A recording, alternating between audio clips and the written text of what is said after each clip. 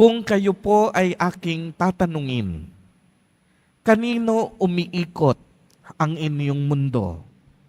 Sino ang pinakasentro ng inyong buhay sa kasalukuyan? Mga kapatid kay Kristo, narinig natin sa araw na ito ang makapangyarihang pahayag ni Simon Pedro sa ating ebanghelyo. Sinabi niya, Panginoon, kanino po kami pupunta? Nasa inyo ang salitang nagbibigay buhay na walang hanggan. Naniniwala kami at natitiyak namin ngayon na kayo ang banal na Diyos. Ito yung sinagot ni Simon Pedro pagkatapos tanungin ni Jesus Nazareno ang kaniyang 12 apostol kung sila rin ba iiwan siya. Kung inyo pong narinig mabuti, marami sa kaniyang mga alagad ang tumalikod at hindi na sumunod sa kaniya. Bakit? Kung atin pong babalikan sa 4 na linggong nagdaan, maliwanag na ipinahayag ni Jesus Nazareno na siya ang tunay na tinapay na nagbibigay buhay. Ang nakalulungkot, ang mga Hudyo, ang ibang mga alagad ni Jesus Nazareno, tinanggap ang pananalitang ito na may literal na interpretasyon. Kaya't naguguluhan sila at ang akala nila si Jesus Nazareno ay nagbibiro. Dahil para sa kanila, paano nila kakainin ang mga laman at katawan ni Jesus Nazareno at paano nila iinumin ang kaniyang dugo. Kaya dahil dito, ang mga Hudyo at ibang mga alagad hindi na sumunod kay Jesus Nazareno at tuluyang silang tumalikod sa ating Panginoon. Ibig sabihin, hindi sila naging tapat sa kanilang pananampalataya. Kaya nga po magandang pagnilayan sa araw na ito, kung hanggang ngayon po ba nananatili tayong matapat at mapagmahal sa ating Panginoon? Alam po ninyo, sadyang mahirap mahalin ang Diyos kung wala tayong kaugnayan sa Kanya. Uulitin ko po, mahirap mahalin ang Diyos kung wala tayong kaugnayan sa Kanya. Paano po natin masasabi na tayo'y magiging matapat sa Diyos kung hindi naman tayo nagdarasal sa Kanya? Paano natin masasabing minamahal natin siya kung hindi naman natin siya kinakausap, hindi tayo nagsisimba, at hindi natin tinatanggap si Kristo sa banal na komunyon? Paano natin masasabi na nagiging tapat tayo kung hindi naman natin siya naaalala sa pamamagitan ng ating mabubuting paggawa at pagmamahal sa ating kapwa? Paano po natin masasabi na nagiging tapat tayo sa Diyos kung sa umaga pa lang, paggising natin, ang una nating hinahanap ay ang ating mga gadgets, at ang unang tinitingnan ng ating puso ay ang ating mga personal na social media account? Paano natin masasabi na minamahal ang Diyos kung takot naman tayo na pasanin ang krus ng pagsasakripisyo at pagmamalasakit?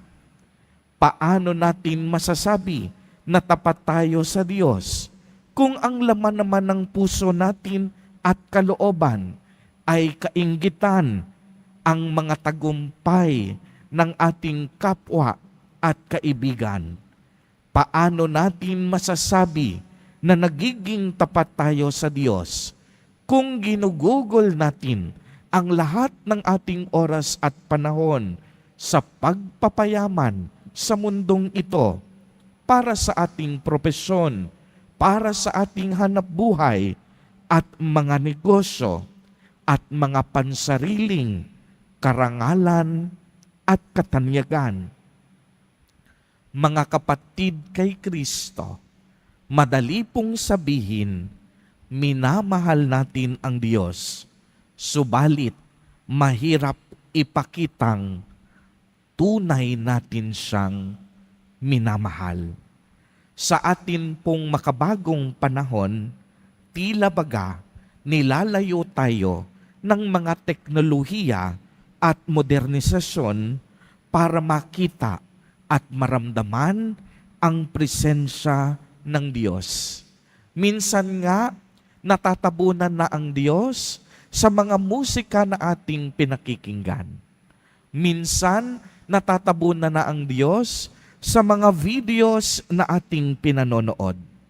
Minsan, hindi na natin nararamdaman ang Diyos dahil sa napakadaming pelikula at teleserye na nakaabang na ating panoorin. Nakalulungkot dahil pilit tayong nilalayo ng puwersa ng kasamaan sa pag-ibig na handog ng Diyos. Subalit, anumang pilit ng puwersa ng kadiliman, naniniwala at umaasa tayo na hindi magtatagumpay ang kasamaan. Pilit na magsusumiksik ang liwanag ng Diyos upang magtagumpay at maging tanglaw ng ating puso. Kaya nga napakaganda ng mga pagbasa natin sa araw na ito. Sa unang pagbasa, nagpahayag si Joshua sa mga lipi ng Sikem na tanging ang Diyos lamang ang totoong Panginoon, at nagpahayag naman ng suporta ang mga tao at sinabi nila magiging tapat sila sa kanilang pagsunod sa Diyos at kailanman hindi sila tatalikod sa kagandahang loob na ginawa sa kanila ng Diyos. Ganito rin ang tema sa ikalawang pagbasa, ang paalala ni Apostol San Pablo sa mga mag-asawa, maging tapat kayo sa isa't isa, gaya ng katapatan at pag-ibig ni Jesus sa kaniyang simbahan. Kaya nga masasabi natin na walang tapat at mapagmahal na lingkod ang pinabayaan ng Diyos. Walang nagmamahal sa Kanya na hindi niya inaruga at kinupkop. Lahat ng tapat at mapagmahal pinagpapala ng ating Diyos. Mga kapatid kay Kristo, sa kabila po ng mga pagsubok sa buhay, sa kabila ng ating pagiging mahina at marupok, sa kabila ng napakarami nating katanungan sa mundong ito, piliin pa rin natin ang maging tapat sa Diyos. Uulitin ko po, sa araw-araw, anumang pagsubok na ating kinaharap, piliin pa rin natin na maging tapat sa Diyos. Huwag na huwag natin siyang tatalikuran at huwag na huwag po nating titipirin ang ating pagmamahal sa Diyos. Dahil ang pagmamahal, hindi ito tinitipid. Ang pagmamahal, ibinubuhos dapat sa Diyos at sa kapwa. Sa ganitong paraan, tayong lahat makikilala bilang tunay at tapat na alagad ni Jesus Nazareno. Amen. Purihin at dakilain natin ang ating Panginoon, ang mahal na poong Jesus Nazareno.